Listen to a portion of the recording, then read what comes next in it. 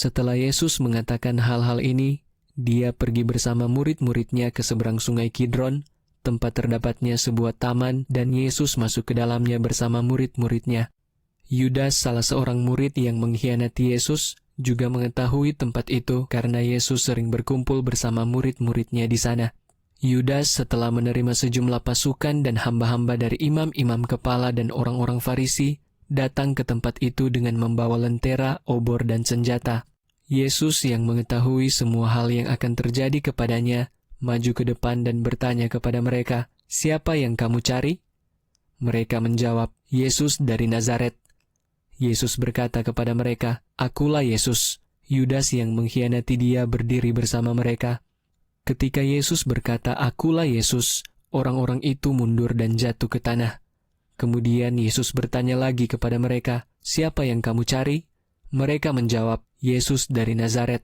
Yesus menjawab, "Telah kukatakan kepadamu, akulah Yesus. Jadi, jika kamu mencari aku, biarkanlah mereka ini pergi." Hal ini terjadi supaya genaplah perkataan yang telah dikatakan Yesus, "Dari mereka yang engkau berikan kepadaku, aku tidak kehilangan seorang pun."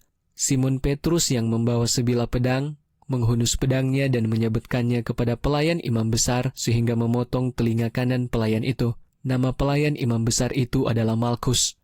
Kemudian Yesus berkata kepada Petrus, "Masukkan pedang itu ke dalam sarungnya. Cawan yang telah Bapa berikan kepadaku, bukankah aku harus meminumnya?" Kemudian para prajurit Romawi dan perwira-perwiranya serta para pelayan orang Yahudi menangkap Yesus dan mengikat dia, dan terlebih dahulu membawa Yesus kepada Hanas, mertua Kayafas, yang adalah imam besar pada tahun itu. Dan Kayafaslah yang menasihati orang-orang Yahudi bahwa adalah hal yang berguna jika satu orang mati demi rakyat. Simon Petrus dan seorang murid lain mengikuti Yesus. Murid yang lain itu dikenal oleh imam besar dan dia masuk bersama Yesus ke dalam halaman istana imam besar. Akan tetapi, Petrus berdiri di luar, di dekat pintu. Kemudian murid yang lain itu yang mengenal imam besar kembali keluar dan berbicara dengan perempuan penjaga pintu, lalu membawa Petrus masuk. Kemudian perempuan penjaga pintu itu bertanya kepada Petrus, "Bukankah kamu juga salah seorang murid dari orang itu?" Petrus menjawab, "Bukan." Setelah membuat perapian, para pelayan dan perwira berdiri di sana karena waktu itu udara terasa dingin dan mereka berdiam. Petrus juga bersama mereka berdiri dan berdiam. Sementara itu, imam besar menanyai Yesus tentang murid-muridnya dan tentang ajarannya. Yesus menjawab dia, "Aku telah berbicara terus terang kepada dunia. Aku selalu mengajar di sinagoge-sinagoge dan di bait Allah, tempat semua orang Yahudi berkumpul. Aku tidak pernah bicara secara sembunyi-sembunyi. Mengapa kamu bertanya kepadaku? Tanyakanlah kepada mereka yang telah mendengar apa yang aku katakan kepada mereka. Mereka tahu apa yang telah kukatakan." Ketika Yesus berkata demikian, seorang penjaga yang berdiri di situ menampar mukanya dan berkata, "Begitukah caramu menjawab imam besar?"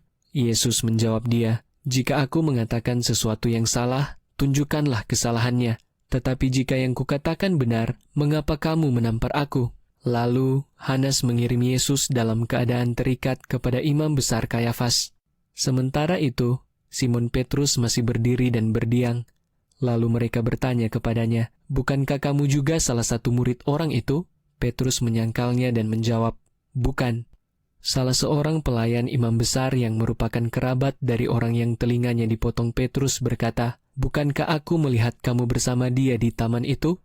Sekali lagi Petrus menyangkalnya, dan seketika itu juga ayam berkokok.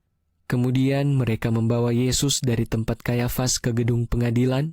Waktu itu masih dini hari, dan mereka sendiri tidak masuk ke dalam gedung pengadilan supaya mereka tidak menajiskan diri sehingga boleh makan Paskah. Karena itu, Pilatus keluar menemui mereka dan bertanya, "Apakah tuduhanmu terhadap orang ini?" Mereka menjawab dan berkata kepadanya, "Kalau orang ini bukan orang jahat, kami tentu tidak akan membawanya kepadamu."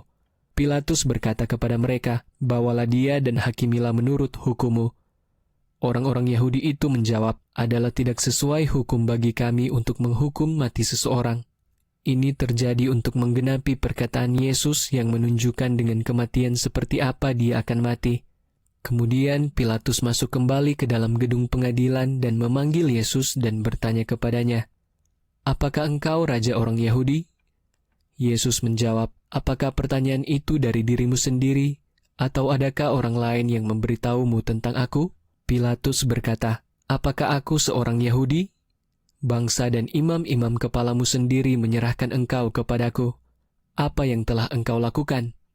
Yesus berkata, "Kerajaanku bukan dari dunia ini. Jika kerajaanku dari dunia ini, pelayan-pelayanku pasti akan melawan supaya aku tidak diserahkan kepada orang-orang Yahudi. Akan tetapi, kerajaanku bukanlah dari dunia ini." Pilatus berkata, "Jadi engkau seorang raja?" Yesus menjawab, "Engkaulah yang mengatakan bahwa aku adalah raja. Untuk inilah aku lahir, dan untuk inilah aku datang ke dunia, yaitu untuk bersaksi tentang kebenaran. Setiap orang yang berasal dari kebenaran akan mendengarkan suaraku." Pilatus berkata kepadanya, "Apakah kebenaran itu?"